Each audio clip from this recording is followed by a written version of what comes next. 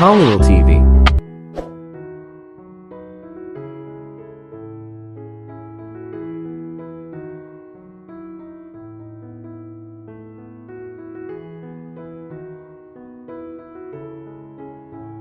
Maagang nagising si Adrian Monteverde, 35 years old na CEO ng Monteverde Holdings. Kilala siya bilang isa sa pinakabatang bilyonaryo sa bansa. Marami ang humahanga sa kanyang tagumpay, mga gusali, hotel, negosyo, at mga kumpanya sa iba't ibang bansa. Halos nasa kanya na ang lahat ng maaaring bilhin ng pera. Ngunit sa kabila ng kanyang marangyang buhay, may isang bagay na hindi kailanman naibalik ng kayamanan, ang babaeng minsang nagbigay ng kulay sa kanyang mundo. Tuwing umaga, nakagawian niyang tumingin sa isang lumang litrato na nakatago sa kanyang drawer. Larawan iyon nila ng dating kasintahang si Isabela, kuha sa tabing dagat 10 taon na ang nakalipas. Nasaan ka na kaya?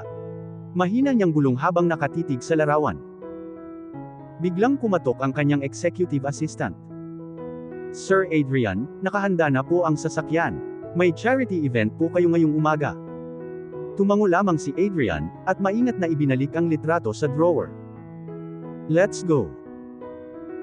Samantala, sa isang maliit na bayan na malayo sa magulong syudad, payak ngunit masaya ang buhay nina Isabela at ng kanyang kambal na anak na sina Liam at Lucas, parehong 9 na taong gulang.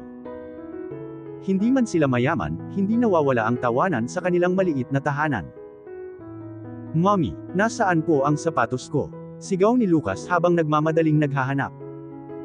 Ikaw talaga, kahapon pa kitang sinabihang ihanda ang gamit mo, natatawang sabi ni Isabela. Habang si Liam naman ay tahimik na inaayos ang kanilang project para sa science competition. Mommy, kapag nanalo kami, makakabili na ba tayo ng bagong electric fan? Inosenteng tanong ni Liam. Napangiti si Isabela, ngunit bahagyang nalungkot. Hindi man agad, anak, pero balang araw, magiging maganda rin ang buhay natin. Promise. Promise. Hindi alam ng kambal na ang kanilang ama ay isa sa pinakamayamang tao sa bansa. At lalong hindi nila alam na ilang taon ng lihim na binabantayan ni Isabela ang balitang tungkol kay Adrian sa telebisyon, ngunit hindi niya kailanman sinubukang makipag-ugnayan dito. Pagdating nila sa Maynila para sa science competition, manghang-mangha ang kambal sa matataas na gusali. Ang laki pala talaga ng syudad, sabi ni Lucas. Balang araw, magtatrabaho ako rito, dagdag ni Liam. Habang naglalakad sila sa sidewalk, biglang may malakas na busina. Isang SUV ang nawala ng kontrol matapos itong iwasan ng isang motorsiklo. Lucas. Nabitawan ni Lucas ang hawak niyang papel, at napatakbo siya sa gitna ng kalsada. Sa loob lamang ng ilang segundo, isang matangkad na lalaki ang mabilis na tumakbo. Mahigpit nitong niyakap si Lucas, at gumulong sila palayo bago tuluyang dumaan ang sasakyan. Nagtilian ang mga tao. May nasaktan ba? Sigaw ng isang bystander. Dahan-dahang iminulat ni Lucas ang kanyang mga mata. Mister, okay lang po ba kayo? Napangiti ang lalaki. Ayos lang ako, ikaw ang mahalaga. Nang tuluyan ng tumayo ang lalaki, doon siya nakilala ng mga tao. Si Adrian Monteverde, ang bilyonaryo. Nagulat si Liam. Brother, sikat pala siya. Ngunit si Adrian ay tila hindi makaalis ang tingin kay Lucas. May kakaiba sa batang ito. Hindi lamang ang mukha nito, kundi ang mga mata, ang ngiti, at ang pakiramdam na tila matagal na niya itong kilala. Habang inaalalayan niya ang bata, napansin niya ang kwintas na nakasabit sa leeg nito. Nanlaki ang kanyang mga mata. Parehong-pareho yun ang kwintas na ibinigay niya noon kay Isabela bilang pangako ng kanilang walang hanggang pagmamahalan. Impossible. Hindi siya makapaniwala. Sa kabilang dulo ng kalsada, humahangos namang tumakbo si Isabela. Lucas, Liam. Nang makita niya kung sino ang lalaking kasama ng kanyang anak, tila tumigil ang mundo. Adrian. Napalingon si Adrian sa boses na iyon. At sa unang pagkakataon matapos ang 10 taon, nagkita muli ang kanilang mga mata. Pareho silang hindi makapagsalita. Pareho silang nabigla. At sa sandaling iyon, nagsimulang mabuhay ang mga lihim na matagal nang ibinaon sa nakaraan. Ano ang tunay na dahilan kung bakit nawala si Isabela 10 taon na ang nakalipas? At bakit niya itinago ang katotohanang may kambal silang anak?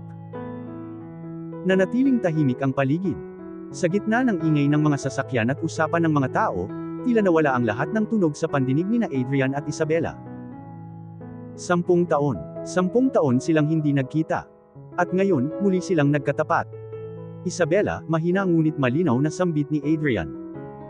Napayuko si Isabela. Hindi niya alam kung matutuwa ba siya o matatakot. "Mommy," masayang sigaw ni Liam at Lucas, habang tumatakbo papunta sa kanya. Mahigpit niya itong niyakap. "Mabuti na lang at ligtas kayo." Napansin ni Adrian ang labis na pag-aalala ni Isabela. Hindi iyon ang kilos ng isang estranghero. Isa iyong inang handang ibigay ang lahat para sa kanyang mga anak. Unti-unti siyang lumapit. "Kumusta ka na?" mahinahon niyang tanong. Huminga ng malalim si Isabela bago sumagot. "Mabuti, at ikaw?" "Ganito pa rin, busy sa trabaho." Ilang segundo silang parehong natahimik. Si Lucas ang unang bumasag sa katahimikan. "Mommy, siya po ang nagligtas sa akin." Agad na yumuko si Isabela kay Adrian. "Maraming salamat, kung hindi dahil sa iyo." "Walang anuman," sagot ni Adrian. "Masaya akong ligtas ang anak mo." Ngunit may isang tanong na paulit-ulit na umiikot sa isip niya. Bakit parang pamilyar ang dalawang batang ito? Habang nag-uusap sila, dumating ang assistant ni Adrian. "Sir Adrian, hinihintay na po kayo ng media sa charity event." Tinignan niya ang assistant, bago muling tumingin kay Isabela. "Pwede ba kitang makausap, kahit ilang minuto lang?" Nag-alinlangan si Isabela. Naalala niya ang gabing umalis siya nang walang paalam. Naalala niya ang lihim na hanggang ngayon ay hindi pa rin niya kayang sabihin. "Pasensya na, kailangan na naming umalis." Hinawakan niya ang kamay ng kambal. "Let's go mga anak." Ngunit bago sila makaalis, biglang nagsalita si Lucas. "Thank you po, Tito." Napangiti si Adrian. "You're welcome."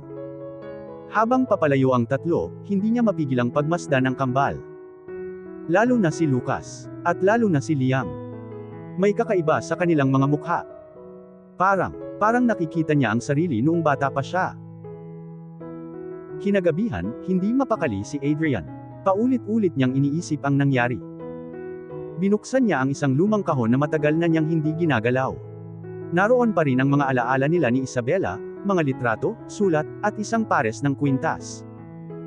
Bigla siyang natigilan. Isa lang ang nasa kahon.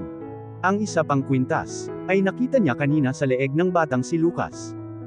Paano napunta sa kanya iyon? Hindi siya makatulog. Pakiramdam niya, may malaking katotohanang matagal nang itinatago sa kanya. Samantala, sa maliit na inuupahan nilang apartment, tahimik na natutulog ang kambal. Ngunit si Isabela ay gising pa rin. Nakaupo siya sa tabi ng bintana habang hawak ang isang lumang larawan. Larawan nilang dalawa ni Adrian noong sila ay masaya pa. Pumatak ang isang luha. "Patawad, Adrian," mahina niyang bulong. "Akala ko iyon ang tamang desisyon." Maya-maya ay may kumatok sa pinto. Kinabahan siya. Sino ang pupunta sa ganitong oras? Dahan-dahan niyang binuksan ang pinto. Isang lalaki ang nakatayo sa labas. Nakaitim itong Amerikana at seryoso ang mukha.